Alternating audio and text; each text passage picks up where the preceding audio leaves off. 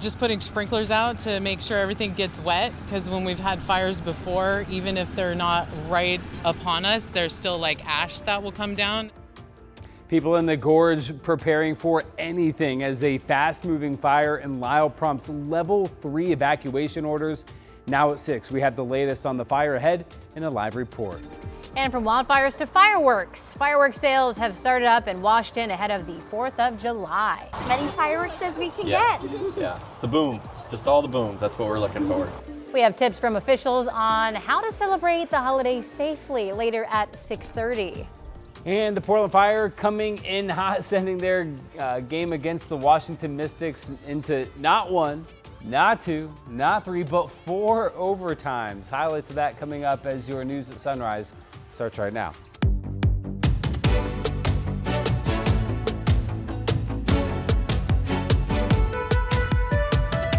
Good morning, and thank you for joining us on your Monday. I'm China Green. And I'm Matthew Herchick. Happy to have you starting off your week with us. Rod Hill and Chris McGinnis staying by with our weather and traffic, and much quieter start to the morning, Rod. Yeah, certainly than Saturday. This is a day, though, that's going to be very similar to yesterday, your Sunday. We do have rain out east, so this is expected to fizzle during the AM hours. It's dropping mostly light rain from north to south. Burns could start getting a little bit of light rain. There's actually a little bit of rain moving out toward parts of Jefferson County and Central Oregon this morning as well.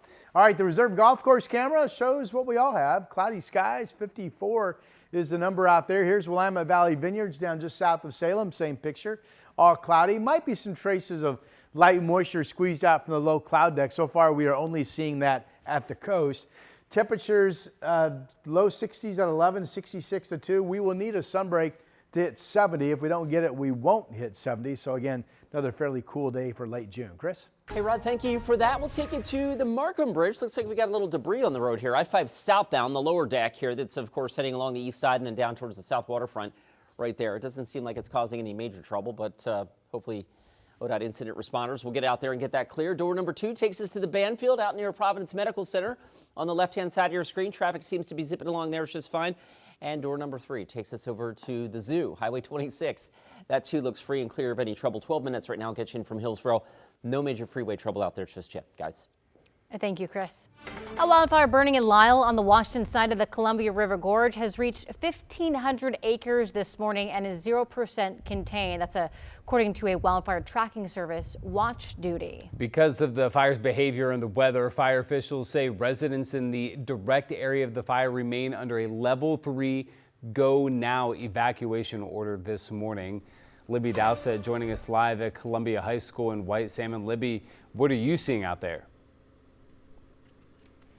Well, Matthew and China were here at Columbia High School. This was an evacuation center yesterday when the fire first broke out. That's what they've been telling people. But we can tell you no one is here now. I contacted Red Cross. They say they no longer list this as an evacuation site at this point. As for the fire, we can tell you an update on that. Again, it's burning near the town of Lyle across the Columbia River from 7 Mile and McCall and not far from the Dalles. At last report, it's burned 1,500 acres. Due to the fire behavior and the weather, fire officials say residents in the direct area of the fire remain under a level 3 go now evacuation order. And that means fire crews want people in the level 3 evacuation zone to leave their homes and property and find a safer area in the short term. Emergency management in Klickitat County expanded the level 3 evacuation orders as the fire grew yesterday afternoon in trees and grassland. Fire crews say yesterday the fire was threatening homes as neighbors could see the fire. Just putting sprinklers out to make sure everything gets wet, because when we've had fires before, even if they're not right upon us, there's still like ash that will come down and there could be potentially spot fires. Yeah. And they've essentially shut down parts of Centerville Highway for the safety of firefighters and allowing space for the transport of firefighting equipment if needed. There is also a level 2 evacuation zone listed closer to the neighborhood of Riverview and Columbia Drives. So far, no injuries have been reported, no word on the cause, and the county is encouraging people to keep checking in with their website to see further updates. But at this point, there's only 9 p.m. updates on that website. So stay with us right here on KGW for the latest. Back to you guys. Libby Dowsett reporting live this morning. Thank you, Libby. And as she's just said, stay with KGW for your resource for the latest developments surrounding the Lyle Hill fire. You can get alerts straight to your phone by downloading our mobile app or streaming us through our free KGW Plus streaming app. Meanwhile, communities are mourning the loss of 3 wildland firefighters who lost their lives fighting a fast-moving fire along the Colorado-Utah border. 2 other crew members are in the hospital for burn injuries following the deployment of emergency protective shelters. The U.S. Wildland Service says 2 fires, the Snyder and Jones fires, have combined, collectively burning more than 28,000 acres. And that's not the only fire burning in the area. The Cottonwood fire in Utah has also burned nearly 100,000 acres. Evacuation notices in the 2 states have been expanded and disaster declarations have been made to get more federal support. Meanwhile, in Tualatin, women from ages 16 to 22 are learning firsthand what it's like to be a firefighter. The Tualatin Valley Fire and Rescue Fire Camp is giving prospective firefighters a chance to use tools like the Jaws of Life or what it's like to climb the top of an engine aerial ladder. I wouldn't be able to handle the, just the stress of the job and the night calls, the getting up for fires, for motor vehicle crashes or anything if it wasn't for them. Despite what anyone says or despite what I think, I am always capable of doing anything. Whether I am capable right now or one day will be, if I keep trying, I'll be able to do it eventually. The free camp is led entirely by professional female firefighters from across the area, and it was the first year Tualatin Valley Fire and Rescue independently hosted the camp.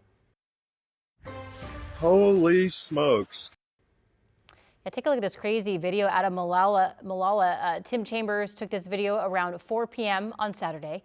He managed to capture just one of multiple funnel cloud sightings in our area, according to the National Weather Service.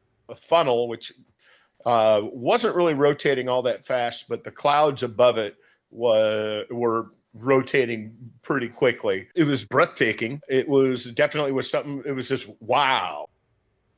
Yeah, Chambers says he has always enjoyed watching storms blow through, but never thought that he would be face to face with a funnel cloud there. Yeah, it's 6:07. Rod, we had, like you said, a lot of reports of activity in different areas over the weekend. Now, when what we call teased that story, we said why we had funnel clouds. Now, the reason is that upper level low that dropped through our area on Saturday. We talked a lot about that Friday when we put up the impact alert. We talked about it when I was on Sunrise Saturday morning. I know Chris covered it Friday evening. Thankfully, there was no wind damage reported out of anything, but there were multiple funnel clouds. Clackamas County, Lynn County, also up in Clark County, all reported funnel clouds. Again, no reports of any wind damage, so that is good news. It turned out to be a little bit of lightning, not much. Unfortunately, the one did hit that person on the golf course in West Lynn that we gave you the update on. Apparently, they're in stable condition, so that's good news. And we made it through with mainly just big-time spotty downpours. Hey, this is new this morning, magnitude 5.4 earthquake. This is about 120 miles out to sea from Bandon off of the Oregon coast. The depth on this is about 6 miles. 5.4, by the way, is just strong enough that if this were inland in a populated area, that is enough that you would feel it, and it could even shake some things off of the shelves and that type of thing. There are no tsunami warnings or alerts or anything issued, but it caught our attention here in the newsroom. Chris McGinnis was the first one to see this report come out because of all the earthquake activity we reported on last week, you remember. But anyway, just letting you know. Here's the Shalem Tasting Room out in Sherwood. We have the cloudy skies, 53 degrees, being reported as dry. This should be another cool day, very similar to yesterday. Here are the temperatures. We're in the 50s out the door. It'll be partly cloudy in 70s in central Oregon, but the rest of our state, a lot of clouds and generally in the 60s to no warmer than 70. We'll be in this cool pattern the next several days. I think starting tomorrow, a better chance of some afternoon sun breaks. And now a change in the July 4th weekend from what I talked about initially. Looks like we will be warming back up. Sunshine, 85 right now on Saturday. Back to you.